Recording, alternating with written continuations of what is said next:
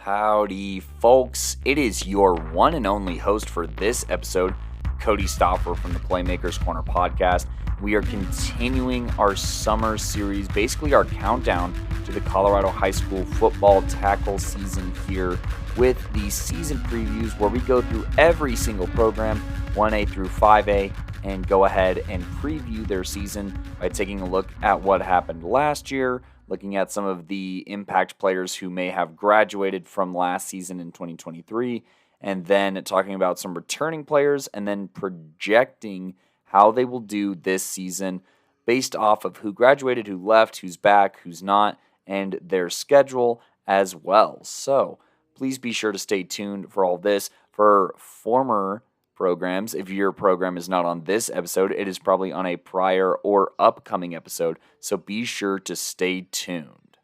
But without further ado, let's go ahead and kick off this preview episode here with the Lakewood Tigers here.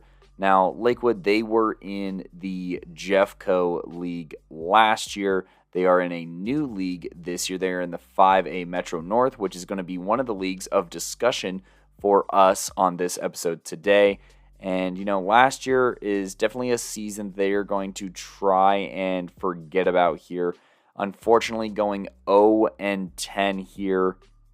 And, just looking to kind of rebuild and hopefully get something going in this new league that maybe provides some different opportunities or looks here.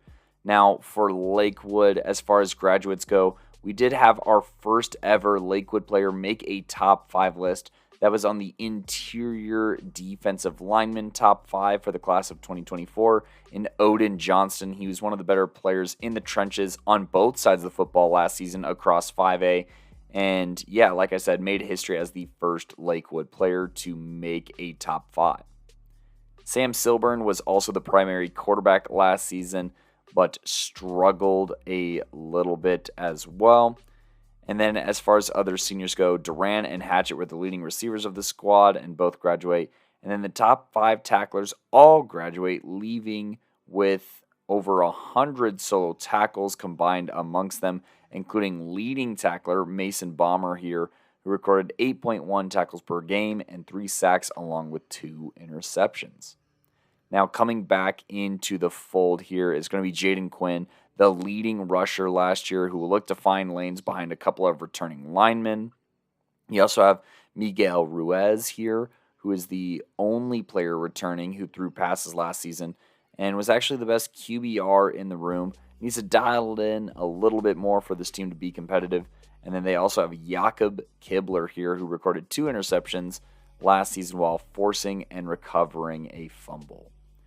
Now, we might be moving fast here. If I say they're wow, just know by off of this segment here that means window of wins here. That means that at worst and at best, they could win or lose this many games.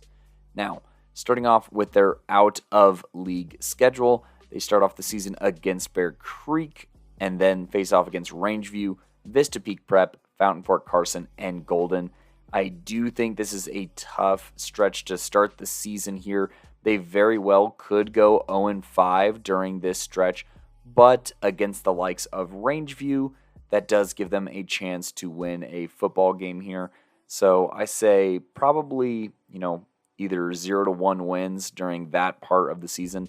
And now I think that they're in a way more favorable league that's a bit more their level here. They start off league play at home against Boulder and then against Northglenn before traveling down to Aurora against Overland and then finish the season against Westminster at home. And that will conclude their home schedule. And then their very last game is against Mountain Range. Now, looking through their league, like I said, they're going to be a lot more competitive in this league, but that doesn't necessarily mean that they are guaranteed to win a game. A lot of these other squads are returning a lot more players that had a lot more impact here. I do think that out of the teams in their league, they have the best chance of beating a Boulder is probably the biggest one. I don't really see them beating the likes of a Westminster. Maybe a Mountain Range if they got lucky here. But honestly, this is probably going to be another tough season for Lakewood football here. I think that they do get a win. I think that they snap this losing streak that dates back to, I think, a couple seasons ago even. And I do think that they win against the likes of a Rangeview or a Boulder team more than likely. But if they win one, I don't know if they win the other here. I'm going to say a window of wins of 1 to 3 probably, with the Lakewood Tigers more than likely going 1-9 this season and still looking to develop and find and establish this program's savior. Keeping the ball rolling here, we're going to go to the next team here on my list from this very same league and talk about Overland's season last year. Now, the Trailblazers trudged through some good opponents last year to the tune of 5-5. They were outgunned in their opening game against Grandview, but bounced back with a win over Prairie View before dropping 2 straight, one close and the other one not so much. They then ripped off 3 wins in a row, giving themselves a chance to compete for league before those dreams were dashed with a 24-6 loss to Denver East. They then went 1-1 in the last 2 games to conclude their season in the same fashion than it had been going. So 5-5, I think, is a pretty good reflection of where Overland football was last year. And luckily, this team is going to not lose too many cats here on the offensive side of the ball. The defensive side of the ball stats were incomplete, so really hard to tell who is going to become an impact player for Overland on the defensive side of the ball. But offensively, they lose Seals Fisher, leading passer last season, who combined for over 900 yards through the air and on the ground, and complemented their best offensive weapon with a little bit of mobility. He was also the team's leading receiver in yards once the keys were somewhat passed around. So that's pretty interesting. Just an overall athlete, it looks like, is what the ultimate L was for this offense. But as far as returning playmakers go, they do have some large playmakers like Darius Quick and Silver Velasquez here, who are both over 270 pounds coming back to the line. Hopefully that helps keep one of the best backs in Colorado up on his feet and making good plays, and someone who I'm a big fan of following watching his film this offseason, and that was Jarius Ward here, who ran for over 1,300 yards and 16 touchdowns. He is definitely a watch list guy and is somebody who I think could make the PMC top 5 class of 25 running back list here. And, I think that that's going to help whoever takes over the reins at quarterback, whether that is Jimenez Solis, who returns as a junior, or some younger QB talent who's coming in. Like I said, no defensive stats were kept here, or at least not enough to get a clear picture of what the season looked like for Overland. So that's going to be a little bit of a question mark here. And heading into the wow here, let's take a look at the schedule for 2024 here, where they start off at home against Smoky Hill.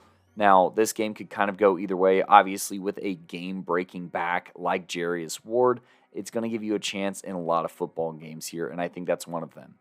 However, the very next week at Vista Peak Prep, I just think that this staff over here at Vista Peak Prep has done a good job of coaching a variety of defense across a variety of programs here. They're going to have some serious size up front on the defensive side of the ball as well, and I think that that's going to be enough to slow down Jarius to get a W for Vista Peak and an L for Overland.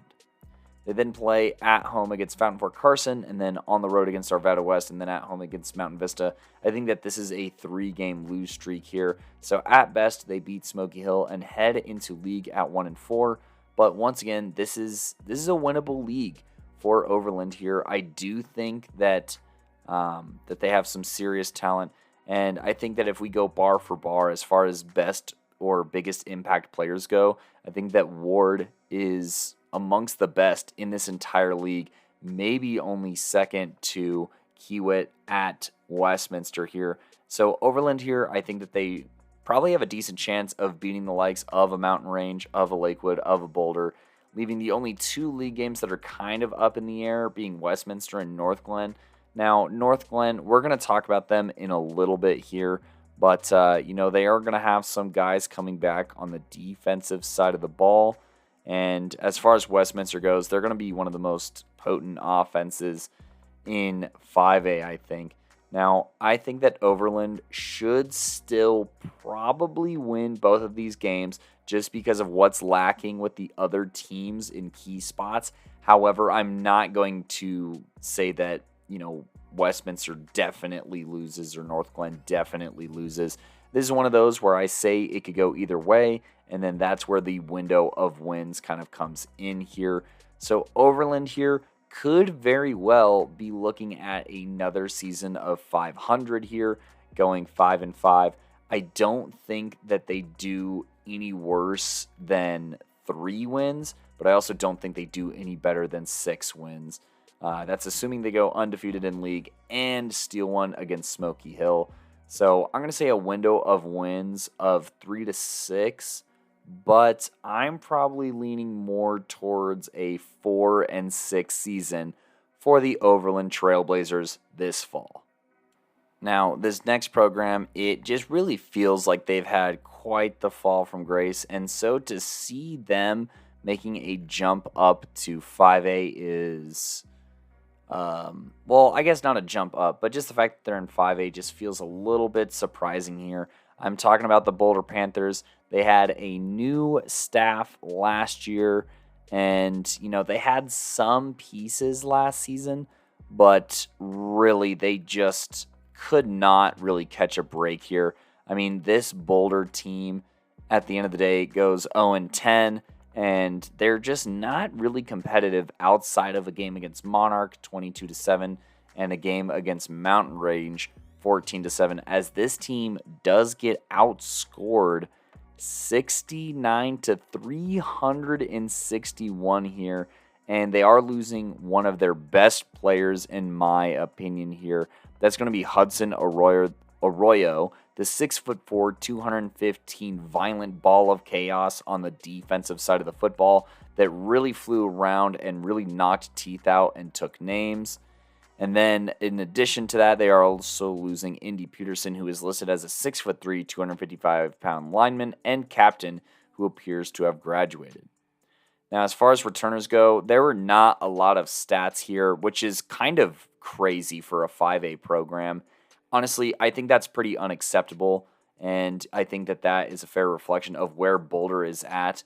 Look, you got to be able to see where you were successful with and what worked last season to even build off of something. So I hope that's something that this coaching staff can establish here in year 2 behind the likes of junior quarterback Henry Sharp here. He was captain last season according to their max preps and is allegedly 6'2", with a handful of wide receivers who are over 6'3", so hopefully they'll be able to produce more than 6.9 points per game this season with another season under their belt. I am a little hopeful for Boulder football just based off of some of these heights and athletic frames that it looks like they have, but really it's going to be hard to tell because it was basically impossible to find film on anybody that was, not already graduated, and their huddle is a complete mess with people from even 2022, the class of 2022 on there. So for God's sake, get it together. You are in Boulder, Colorado. That kind of means something, and the talent is definitely there, and you got to be able to put something together so that not everyone who's good at football just goes to Fairview. But dialing my focus back in here, let's go ahead and take a look at their WOW and take a look at the schedule for next year, where they start off the season against a Centaurus squad before staying home against Silver Creek. And then, Fairview is just the battle for Boulder, and then Horizon and Monarch closes out their non-league schedule. I really think that the only games that they could potentially win here are like Centaurus and Horizon. And those are still big ifs, honestly. We'll say best case scenario 1-4 heading into league play. League's going to be a little bit more forgiving. Honestly, with Lakewood here to start, they are on the road, which gives Lakewood a little bit of an edge. But I think that just frame and build-wise, that Boulder does have a little bit more going for them.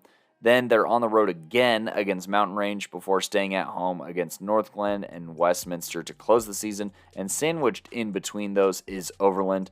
I don't think that they win that Overland game and not the Westminster game. Probably not the Northglenn game, but that one might be able to flip here.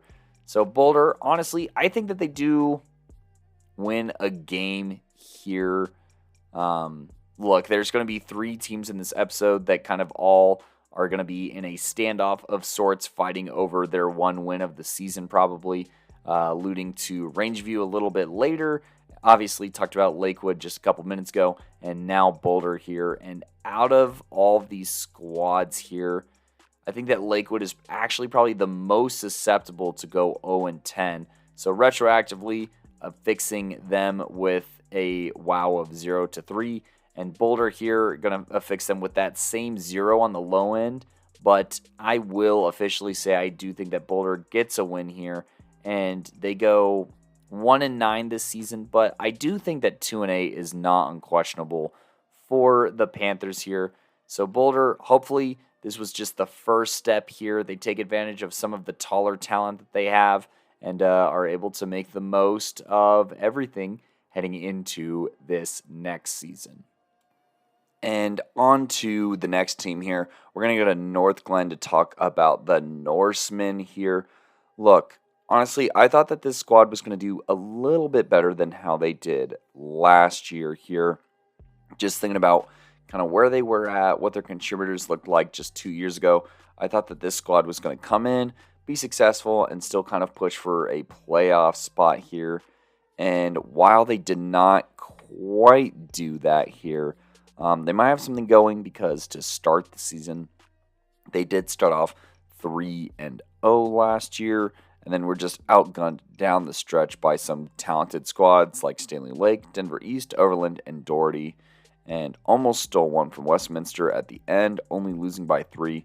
So let's go ahead and see what worked and what they need to replace this next season, starting with Trevor Dean, the starting quarterback. Threw over 1,000 yards and 7 touchdowns while adding another 3 on the ground, but not the best at protecting the football. We also got Angelo Ortiz, who is the leading tackler from the senior class, who had 49 total, but even more importantly, he led the unit with 2 interceptions through only 8 recorded games last season. We're also going to be losing Ryan Jackman with a 6'3", 250-pound frame across the stage during the spring, who also notched 33 tackles and 2 of those in the backfield. Obviously, there are some other senior contributors, but we're keeping this to just the big names, big plays, big players here. And one of those returning playmakers is going to be Chris Driver Wilburn here, who makes the watch list at edge after notching 66 total tackles, including 4 of those being for loss. We also got Victor Garcia, who will accompany Driver Wilburn back up front as the nose guard for this defense. Returning to the fold is Anthony Martinez, the second leading tackler, and notched a tie for the team lead in TFLs with 4. Now, we flip it here. We got Josiah Z. Stevenson here, who made the watch list following his 10-touchdown, 926-yard performance this past season and will be the focal point of an offense who has some young playmakers and will be easing into a new starter under center and a ground game that will help keep that balanced while also keeping a dangerous checkdown option in the fold. Also offensively, we got Jacob Martin here, was the only sophomore before taking the team into this season, leading as a receiver with 269 receiving yards and 2 scores at tight end. Looks like you could be targeted here if you are Jacob this season as a security blanket of sorts, and then also defensively, Martin was 4th on the squad in total tackles. You also got Ethan Pino here, who found a variety of ways to improve the game as a defender, getting in the backfield, an interception, and a sack. So we'll have to see how they use a handful of these versatile defenders. Now, looking ahead to this season and talking about the wow of Northglenn here, they got kind of an interesting schedule as they do face off against 2 Fort Collins teams to start this season with Rocky Mountain and Fort Collins. I think that there's a chance that they could beat Rocky Mountain or Fort Collins, but honestly, I still think that they probably go 0-2 with this trip. And then against Prairie View here, I listened to Coach V's review of Prairie View. I feel like both these programs are kind of in a similar-ish spot, but I'm going to go ahead and give the edge to Northglenn. I'm going to do the same thing for Northglenn versus Thornton here. And then Denver North, this is an interesting game, right, because it's across, classification play. However, it's even more interesting and amplified by who all was graduating from Denver North last year as they try and reload and get ready to fire off again back to their fast-paced offense with Coach Orta over there at offensive coordinator. We'll see what they're able to cook up talent-wise. I think that technically I have to give the edge here to Northglenn, but I definitely think this is a super winnable game for Denver North. Against the likes of Westminster, I think that despite them losing a lot of their receiving core, they ultimately have an answer at quarterback, so I'm going to go ahead and lean that way. Northglenn should definitely win, even though it's on the road against a Lakewood or a Boulder. And then against Mountain Range and Overland, I've been kind of going back and forth on Mountain Range here. They are returning some studs on the defensive side of the ball, and they also bring back their quarterback here. But I think that Northglenn just brings back a couple of more high-impact guys. So I'm going to go ahead and give them the edge in this Mountain Range game, but not this Overland game. So we talk about the total games that they can win.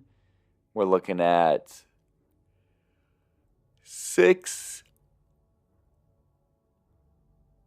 on the high end, and on the low end, they got to win at least 3. So I'm going to say a window of wins of 3 to 6. However, I'm going to err on the lower side here and say that Northglenn kind of just runs it back like they did last year and produces a 4-6 season. Still keeping up with the pack here, we're going to go ahead and talk about the Westminster Wolves here. Talking about last year, I did say, quote, they should still be 5-5 this season with a window of wins of 4 to 6, but I don't like their strength of schedule for making the postseason, and that's basically what happened. I didn't call the wins and losses correct necessarily, but behind an absurd offense that scored 32 points per game, they got into a lot of track meets that they won, like Far Northeast 50-48, Rangeview 35-21, Prairie View 28-21, Mountain Range 52-20, and Northglenn 31-28.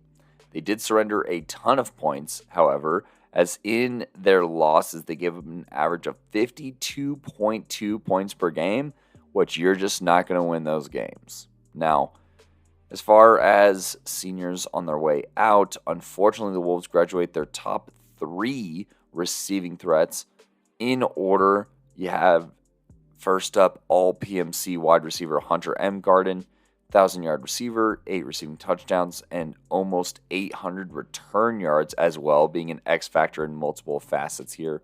Elias Garcia and Dagan Gray, the latter two being responsible for over 1,000 combined yards and 14 total scores. Hunter defensively was also tied for the team lead in interceptions with 2, while attacking on another 48 tackles, only to be outdone by Elias in the class of 24, where Elias had 69 total tackles and 43 solo with 2 in the backfield. You also lose Reagan and Cesar Garcia. Those cats combined for over 70 total tackles, but more importantly were some of the best on the team for making tackles in the backfield.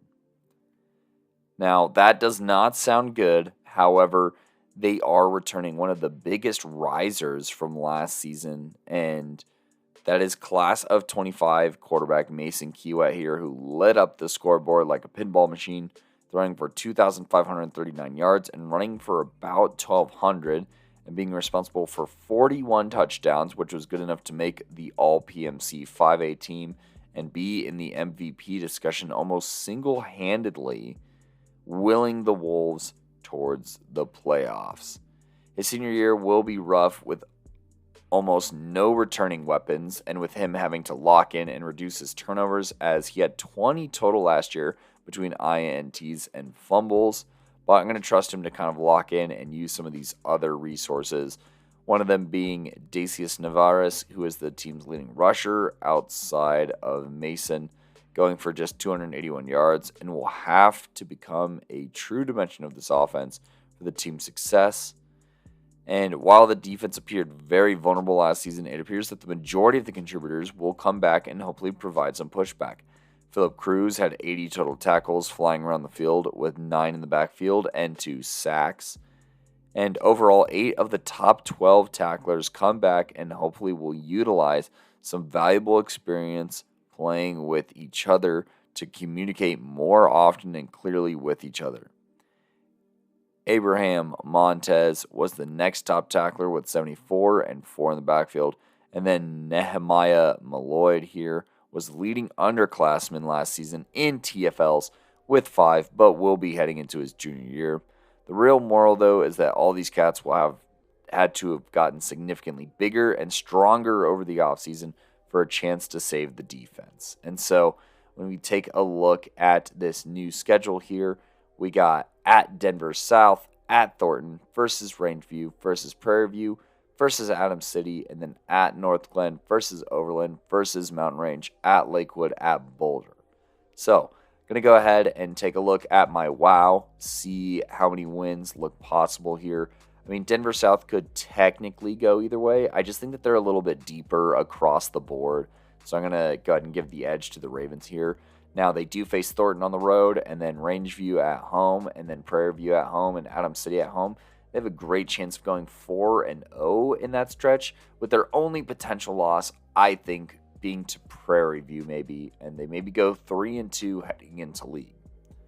Now, playing this game against Northglenn on the road when you barely beat them last year, it's going to be tough. It's going to be brutal, but I'm going to count on the Wolves defense to be a bit more physical by this point and come up a bit sooner on any of those plays in the running game. Now, against Overland, I think that they're just a little bit overmatched there, so I'm going to call that a loss. Versus Mountain Range, once again, I think that this is kind of, in the air, but this is Westminster's game to lose, in my opinion. And then Lakewood and Boulder to close out. So, if everything goes right, I think that we're looking at a squad that goes about, at best, 8-2.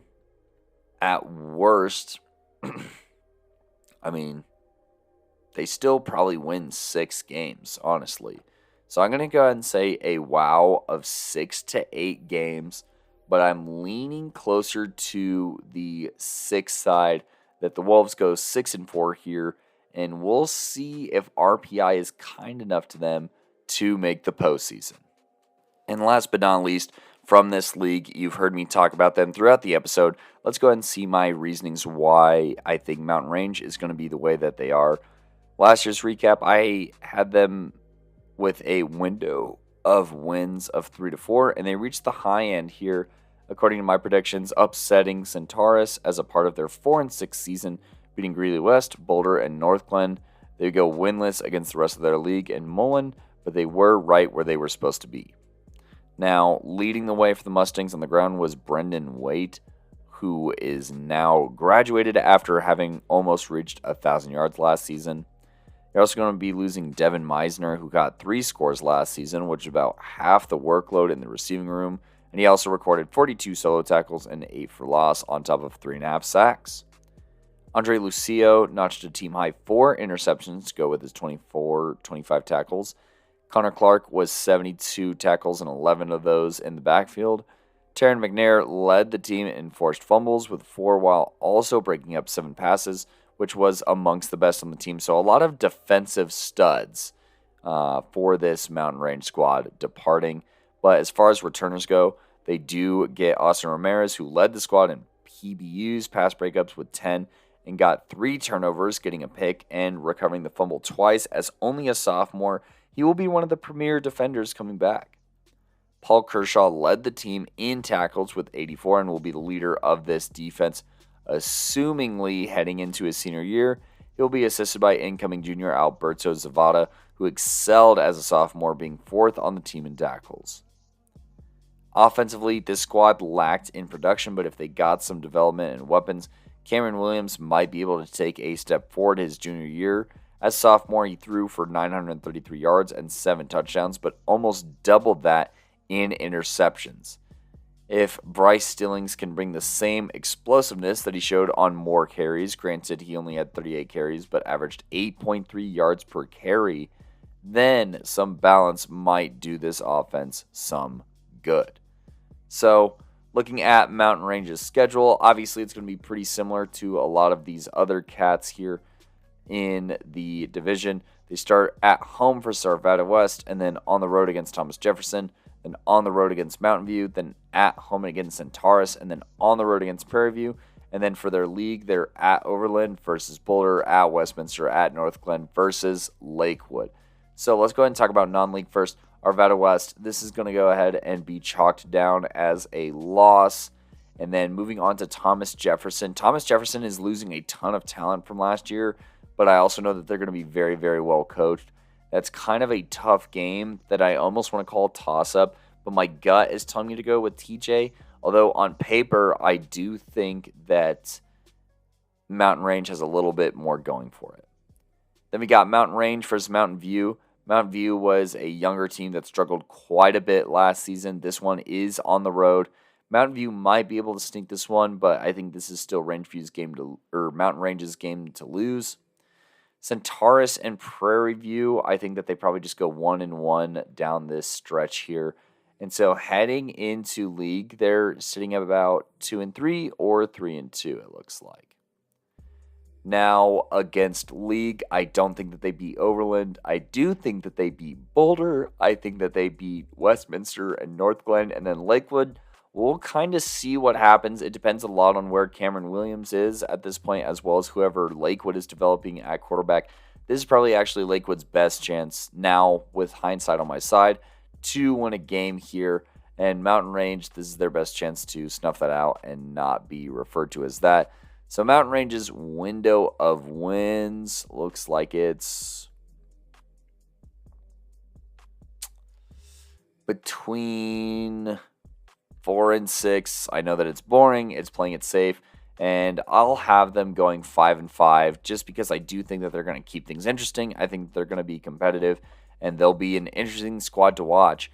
And that is my very last team from this league, being the 5A Metro North.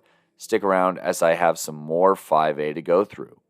Now, moving over, we have a new addition to 5A here with Erie here. But first, let's talk about last year, where the Tigers ended on top of the mountain of 4A last season, including not losing a single game against an opponent from Colorado. Had their window of wins at 8-9. And they ended up going 9-1, just losing to Vanguard in Florida. That team lost in the semis in Florida football, by the way, and prepared them for tough tests. They ended up winning some important ones like Montrose on the road, 38-28 in the regular season, and then Loveland at home, 36-19.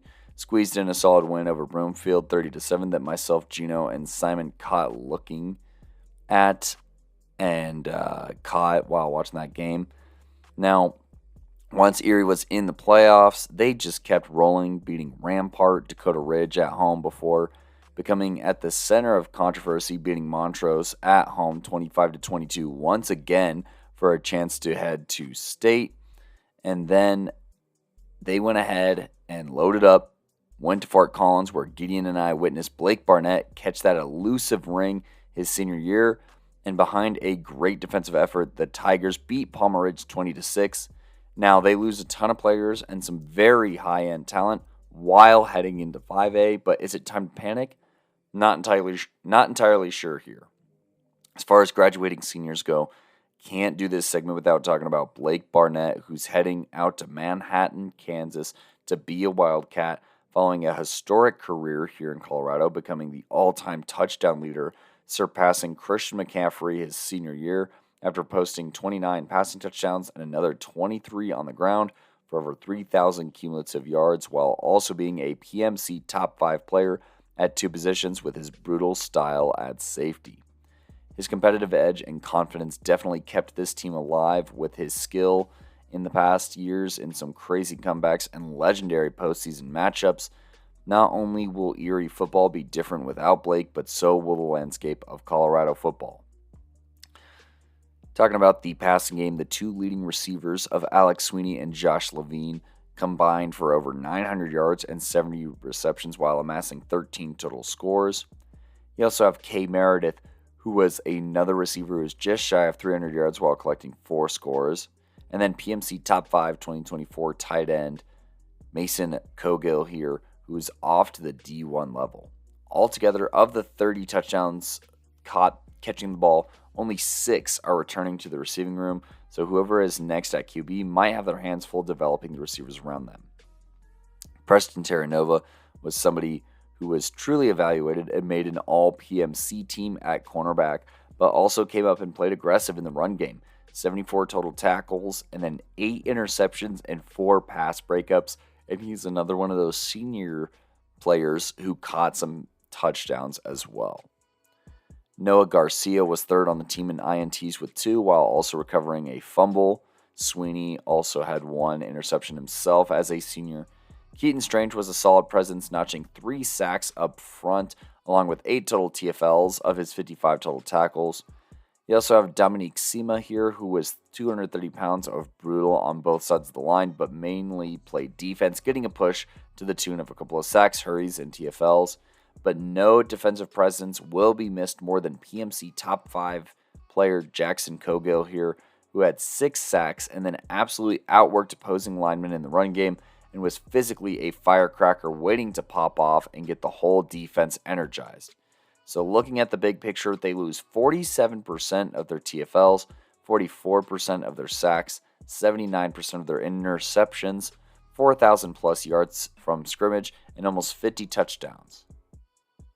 So you might be thinking, well, coach, why are you not feeling panicked? Well, let's go ahead and talk about some of the players who are coming back, as well as some facts that I know about this staff here. Through spurts the past few years, Barnett's play style put his body on the line and also gave the Tigers some pretty big leads and gave Ronan Ward a chance to see the field at times. He was still a nice change of pace offensive weapon, rushing for over 300 yards this past season and 5 scores. That could give him a dual threat ability at quarterback, especially with his talented backfield, where Gavin Lusk ran for over 1,000 yards and 10 scores as the primary back his junior year, and is also a reliable target out of the backfield catching the football. You also have incoming junior Braylon Tolliver, who looks to be the next big impact two-way player for Erie in their long line of such players after rushing for 348 yards and 3 scores last season. At wideout, O'Brien went for over 300 yards and was third in both receptions and yards, and will have a chance to be the lead receiver for whoever they truly go with at QB. Gabe Sema did not get a ton of opportunities as a sophomore, but what's not to like about a 6'3", 220-pound target and a tight end role that is utilized in this scheme and provides some quick chain-moving completion potential? You also got Cole Powell coming back, a class of 25 tackle, standing in at 6'6", 265 pounds. And while I think he is definitely underweight for a tackle, he will move well and open up running lanes for this squad and is looking to pad his stature as a prospect currently sitting with 1 D1 offer. You got class of 26 defensive stud Gio Giampietro, who looked to rack up more solo tackles while maintaining his 5 TFLs from last season and build off of that. You also got Carson Hageman here, one of the leading tacklers in all of the state across any classification last year, and is looking to lead this defense into 5A with physicality and violence that will translate well. And then both Ward and Tolliver made the watch list at safety and will help stabilize the secondary that loses talent at corner. All in all, at first glance, this looks like doom, losing as much as the Tigers lost to the class of 24 and moving to 5A. But this Coach Geiger here has been here before, and they face some other teams that might have to retool while being proficient on the ground and limit mistakes while their front 7 plays tough defense. Brighton to start the season is very interesting since that was Geiger's old stomping grounds and a chance for him to prove they can win without Barnett. That one could go either way, honestly.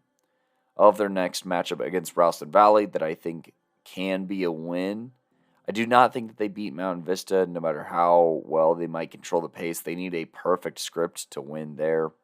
Against Fort Collins, I think that FOCO is probably more talented right now, just sitting here, but I do not know if they are as well coached.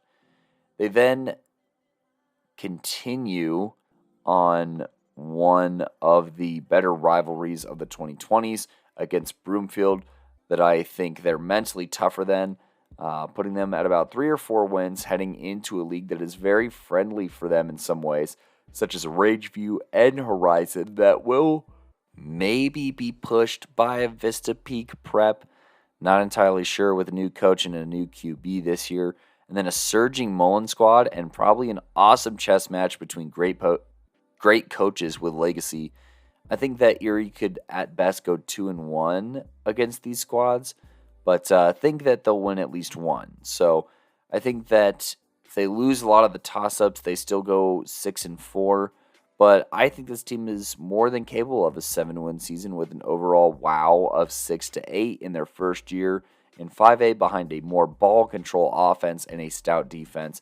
It feels a little bold, honestly, but if you know Erie football and you know the talent that they have, 7-3 does not sound that zany.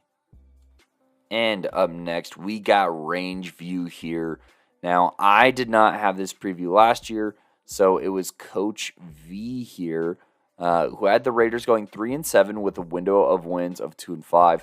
And somehow the Raiders managed to finish below this. The Raiders only beat Aurora Central 21-6, being outscored by their other opponents 108-345 over the course of the year, with their closest game of the year being a 14-point loss to Westminster, a 10-point loss to Northridge, and then a 3-point loss to Horizon were the closest ones they had. Now, for graduating seniors, obviously, Jaheim Alexander was the entire offense last season, rushing for over 1,000 yards on 7 yards per carry. Obviously was quarterbacking as well, throwing the football, but ran for 11 touchdowns, and that kind of leaves a massive black hole to fill offensively for a Rangeview squad that has struggled to score in the first place. Now, if we hop over to the defense, 4 of the top 5 tacklers for Rangeview were seniors with the likes of Ace Rivera, Zion Colt, Jaheim Alexander once again, Joel Douglas, who, by the way, had 7 TFLs that led the squad. And those players, those 4, also made up the majority of the sacks for the Raiders last season. Add that along with Latha Grant, who had 2 interceptions last season and recovered some fumbles. And you're missing some high-impact players for this Rangeview defense that was pretty hapless last season. Now, these stats might be incomplete, but I'm rolling with what I have right now, and it looks like they also might have got hit by the injury bug. But as far as returning playmakers goes, you have Proser, who was only a junior when he led the team in both solo and total tackles on the defensive side of the football. Tyson Tuck was the only underclassman to notch an interception. Bonsu is a senior D lineman coming in who recovered 2 fumbles and 3 TFLs over his junior season. We also have one of the lone bright spots out in Aurora in Brandon Jones, 6'1", 250-pound frame, and the ability to move opposing linemen no matter which side of the ball he's on. Taylor Thomas, keeping it with the TT here, is an interior lineman who will look to stabilize the offense and open up lanes for William Gregory. Now, William, he did not get to play as much as he probably wanted to, but if he could be healthy, he averaged almost 9.3 yards per carry and 114.5 yards per game, running rampant, and will have to be the foundation of this offense that does not have a QB to replace Alexander right now. Now, Bandy and Proser were the only receivers with over 100 yards, so there will be a pinch of stability at whoever's at quarterback. But all in all, pretty tough, draw for Rangeview here. Still in 5A, but they open up the season at home against Eagle Crest. That stinks. But then they go on the road to Lakewood. That one could literally go either way. I kind of mentioned it earlier that Lakewood, Boulder, Rangeview, one of those teams is going to win a game, and then one of those teams just might not win at all. But they follow that up with a game against Westminster that I don't think that they win. Then at home versus Smoky Hill, I don't think that they win this. Now, against Liberty, this squad might have a chance. I know Liberty has some key pieces returning, but I'll call that one a coin toss. And then in league, I don't think that they win a game, honestly. I don't think that they win against Erie on the road or Horizon on the road. Horizon I know who they have at QB, and we'll talk about that here in just a moment. Legacy, Vista Peak Prep, Mullen, all of these teams are, losing something, but most of these teams are getting better this offseason. And I don't know if I can necessarily say the same for Rangeview. So, I think that best case scenario, Rangeview beats a Lakewood, maybe sneaks in a Smoky Hill and a Liberty win. So I give their highest win total 3 and their lowest one 0. I think that they win one of these games against Liberty or Lakewood and probably go 1-9. Would not be surprised by 2-8, but 1-9. I'm just going to have them kind of repeat their season from last year a little bit here. And obviously, hoping to prove me wrong. I grew up around Rangeview High School, and I have some people who are alma maters from there, and I want to see them bounce back. But for now, they're just a little unproven and a little raw and fresh in too many ways. And as I alluded to, we're going to talk about Horizon now. Now, the Hawks, they were not given anything last season, but showed up during league play to make the season a little bit better. But a horrendously hard out-of-league schedule this season kind of felt doomed from the beginning after the Eagle Crest game. Granted, this squad bounced back to put up 40 points against A West in a loss before snapping their 4-game losing skid by beating Rocky Mountain, being one of their 3 wins, with the other 2 against Rangeview and Brighton, coming by a combined 4 points, whereas the Mullen, Legacy, and Prairie View games got away from them. I had them at a wow of 3-6, but being a bit more optimistic, I was aiming for that 6-4 kind of record, whereas they were on the lower side of that with a 3-7 record.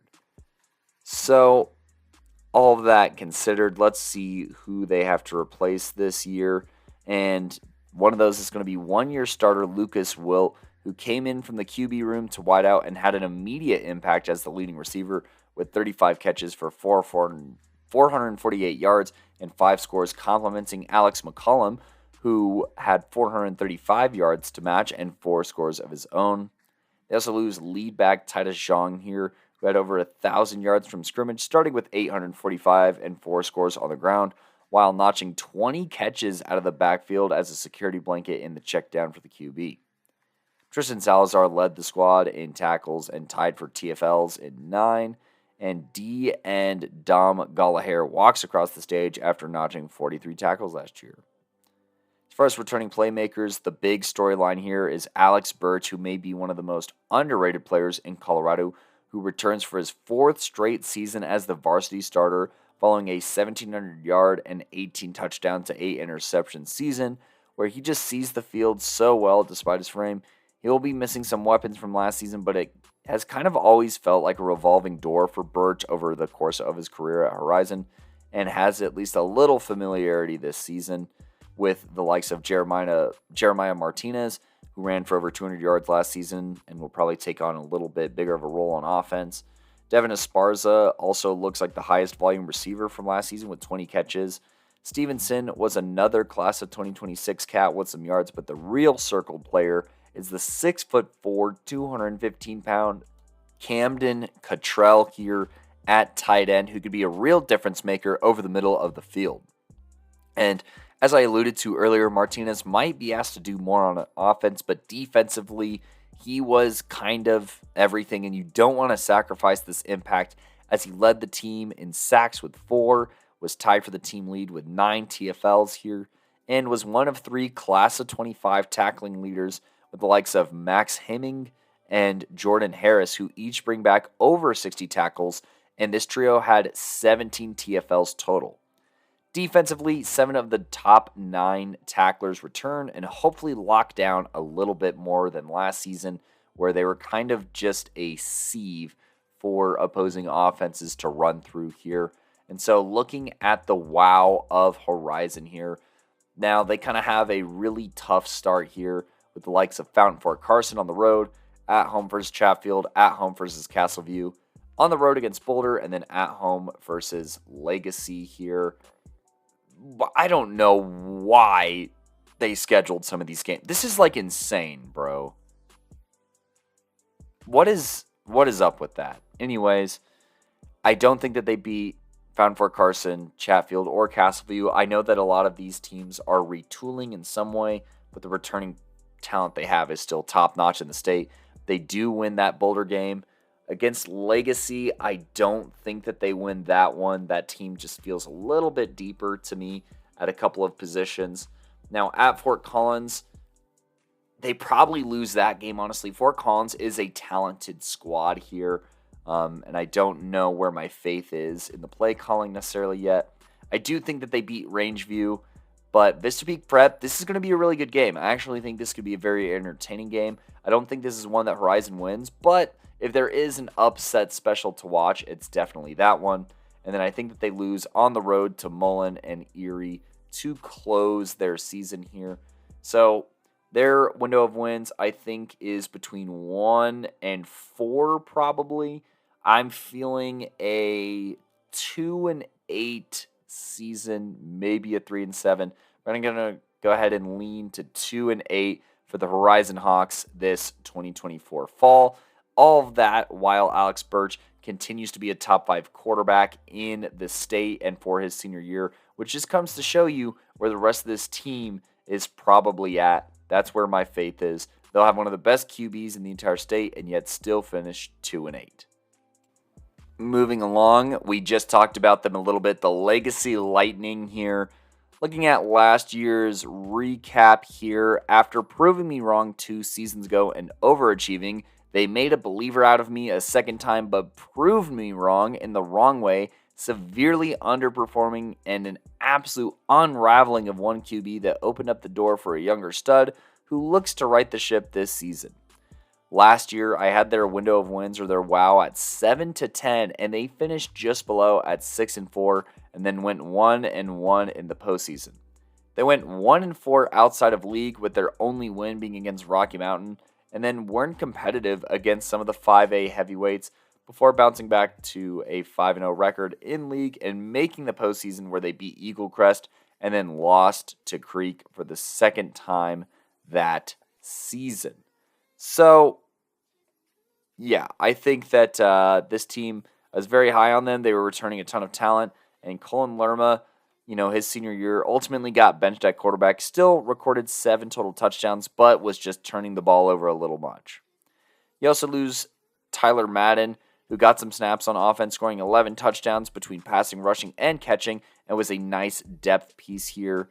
And I think that despite Madden catching some passes, I think his departure is the least of the Lightning's concern at receiver, since Kylan Studebaker, 31 receptions, 631 yards, 8 touchdowns. Omari Bursey, 28 receptions, 391 yards, 4 touchdowns. And Braden Kircheval, 17 receptions, 274 yards, and 3 touchdowns. All graduate, leaving no 100-plus yard receiver coming back into the fold.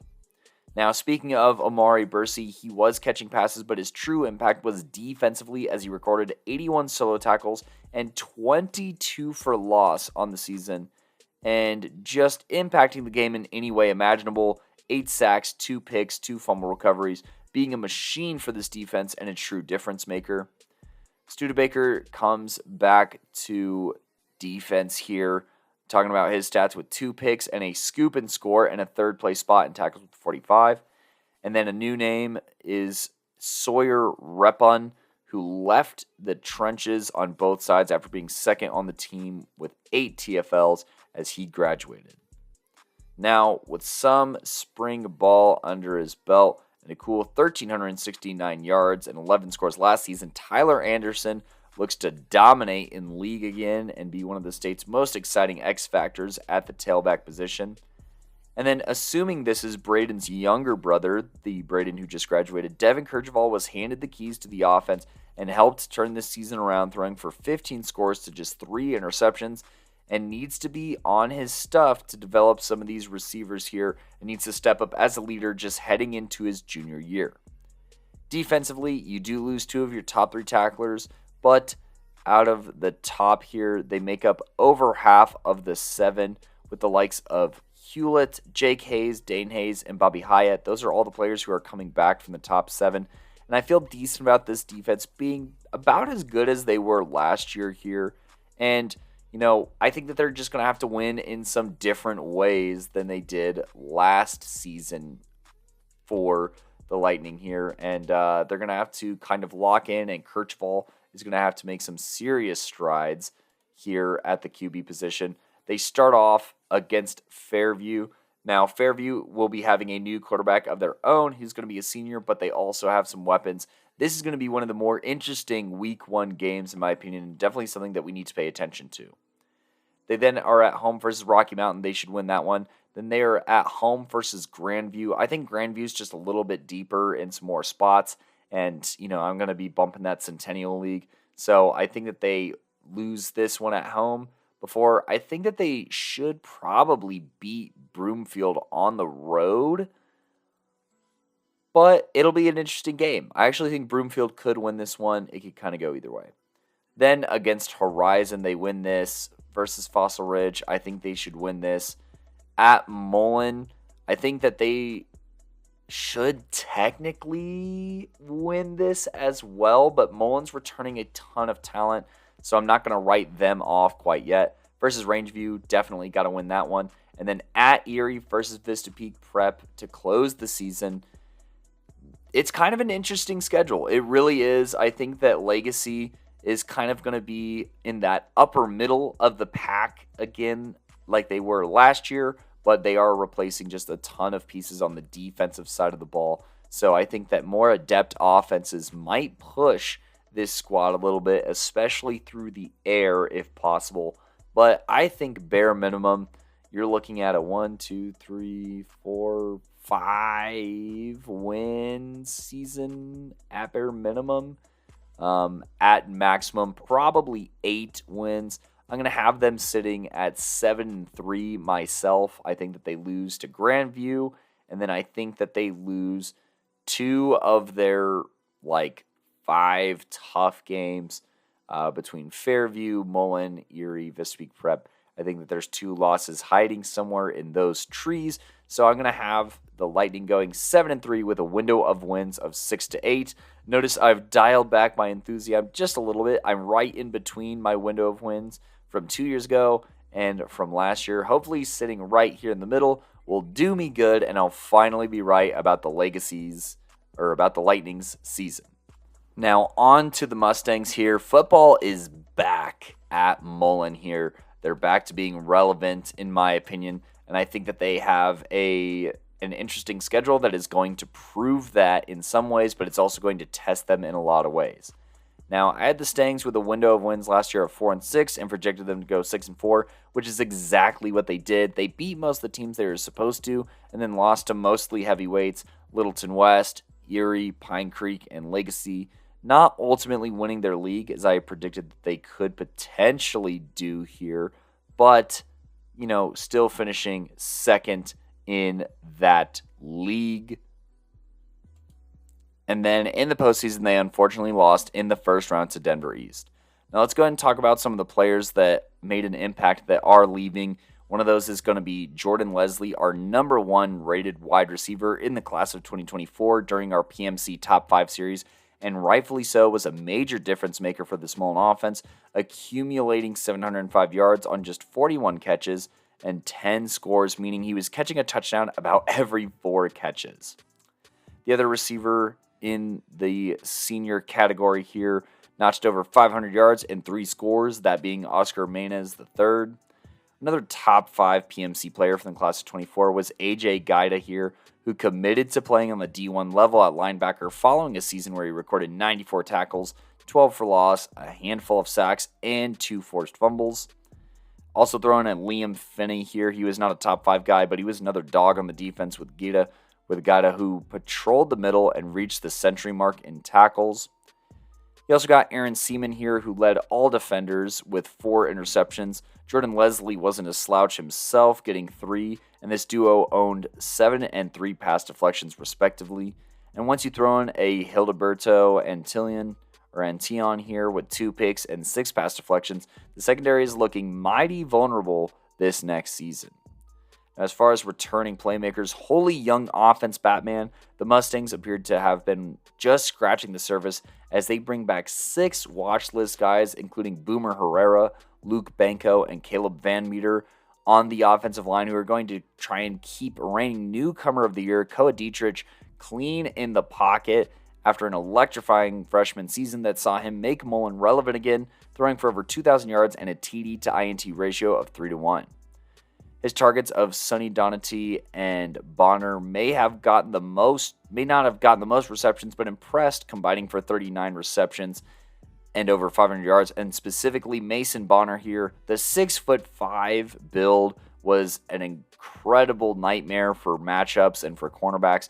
So look for Koa to continue to abuse corners utilizing that weapon. Now the youth showed itself a bit more in the run game with Dante Depew or Depuck and Montre Lewis Jr., a sophomore and freshman, respectively. They combined for over 1,000 yards, but Dante led the way at 897 and 5 scores. But watching the film, one cannot help but think that a ton of yards were still left on the field with some gaps in vision. So if these guys put in the work and watch the film this summer, this offense can really be fully balanced and dangerous. Following their 2 leading tacklers, the next 3 were all players coming back with the likes of Estevan Loya, 70 total tackles, 5 for loss. Nick Accardi, 61 total, 3 TFLs, and some interceptions at the safety position. And incoming senior Fuqua. Not to mention, Accardi is joined at safety by fellow class of 26 beast Amari Kyle, who should form one of the better safety tandems in the state if given a chance as only juniors to run the field. And then you have Troy Milo here, who's an incoming sophomore. Did not get a ton of snaps on varsity, but measuring in at 6'2" and 205 pounds as an athletic edge defender, I had to name drop him here. Now, let's look at this schedule here. And of course, Mullen here starts off the season with a game at home against Crean Lutheran from Irvine, California. Last year, this team did pretty well, went 8-4, lost in the second round of the playoffs here. So made it a little bit further. I don't know if that's going to be a win here, as they've not won an out-of-state game quite like that in a few years. They then are at home against Castleview. I also don't know if this is a win, so they could be off to an 0-2 start. But I do think that they could beat this Rowston Valley squad here in Week 3. Rowston Valley just losing a ton of talent. Still going to be well coached. Still going to be a hard-earned game, but a game that they could definitely win. Versus Valor Christian. Now, if you go ahead and listen to my other preview, I think that I had Valor winning this game just with the experience that they have up front. Mullen could push and test them, but I think that this is Valor's game to lose. Then at Regis Jesuit, I think that out of the private schools, Mullen is still at the bottom of the pecking order of these 3, unfortunately, at this time. So I think that Regis probably wins that one. At Vista Peak Prep, this is going to be one of the best games, I think, of Mullen's season. I think that this is a great opportunity to test themselves and see how good they are. But I do think that Vista Peak Prep will not quite have enough to beat Mullen. And, I think Mullen has kind of had Campbell's number over the past few years. They're then at home versus Legacy. This would be a great game to prove the progress that they've made as a team. But once again, I just need to see a little bit more from other pieces of this offense before I call that a win for Mullen. Could go either way. Versus Erie, I do think that Erie still wins this game. I think that losing these 2 linebackers is going to reflect probably poorly the most against Erie, who's going to be a team that's going to run the football super duper well. Against Horizon, I think that they just have more firepower on offense, Mullen that is, so that's a win. And then Rangeview, I think that Mullen is just a little bit better all around. So, if you take the bare minimum wins here from this season, I think that they win 5 games probably, but I'll say a window of wins of 4 to 7.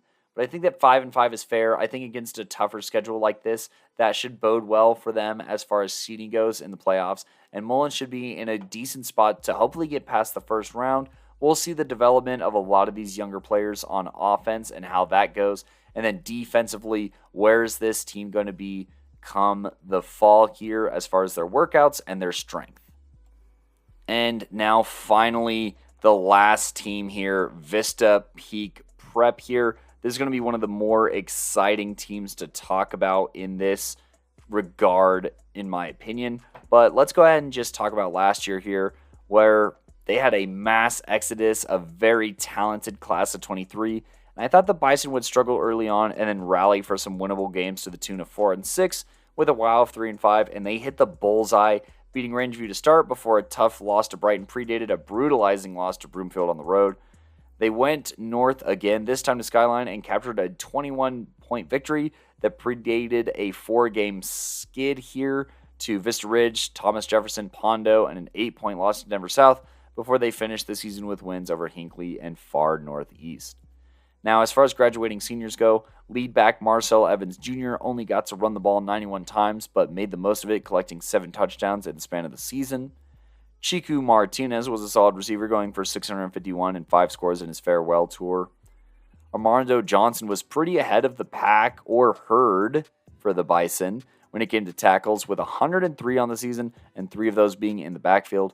The TFLs actually kind of looked like a senior job, as Hunholtz had 4, Boadu had 3.5, Harris with 2, Sibby with 1, Phoenix with 2, and Payne had 2 as well, with Chico Martinez chipping in. And over 70% of the total TFLs from last year are going to graduate or have graduated this past spring. 3 of those guys being over 240 pounds, so you're losing size and production that'll be hard to replace. Amerdid Mariel and who else other than Martinez, Boadu, and Harris all got themselves 2 or more interceptions last season. And if you're the senior Kayvon Franklin, sure, you only got 1, but you also housed it from 95 yards, so there's some extra credit to even that out. So losing a lot in the secondary, losing a lot in the front 7, and losing some decent pieces on offense. But returning to the fold is going to be defensively Matthew Morales and Dylan Swift. They have their work cut out for them with all the production they need to replace, but those 2 combining for over 120 total tackles, and Swift forcing a whopping 4 fumbles here will have a chance to drag others along, and that's what they're going to have to do if this defense is going to be even close to what it was last season. Now, tight end Larry Mosley is a watch list guy who should be a big target for their next QB. And then Moses Cooper is not the most refined offensive tackle I've seen, but his size should prove useful. Now, the Bison had 2 quarterbacks last year, kind of duke it out last season to varying degrees of success, but I've been holding off on the biggest news of the Bison offseason, and that was the hiring of former Inglewood coach Mike Campbell, who, along with Vista Peak, makes their collective return to 5A, and also brings along senior quarterback Carson Campbell, his son, who could really sling it around the yard. Paired this setup with a big-bodied tight end that is of high value in a Campbell system, and this could be just what the Bison needed. So, looking ahead to the Vista Peak Prep schedule this season, obviously they're going to be a lot worse defensively, but I think they could be better offensively here. They start off versus Denver East. This is going to be a great test because this could be a potential shootout against Denver East. Now, I think Denver East is just a little bit deeper up in the front here, so I do think that they win this game. Then they have a home game against Overland and Lakewood. I think that they do win these 2 and get back into the win record here. And then at Denver South, this should be a very interesting game. It's become like a low-key rivalry in some ways, honestly. Now, Denver South, obviously, they're going to be developed in a handful of ways here. But I think that talent-wise, I think that Vista Peak Prep might just have them beat. This game could go either way, but for now I'm going to lean Vista Peak Prep, putting them at 3-1, heading into Grandview.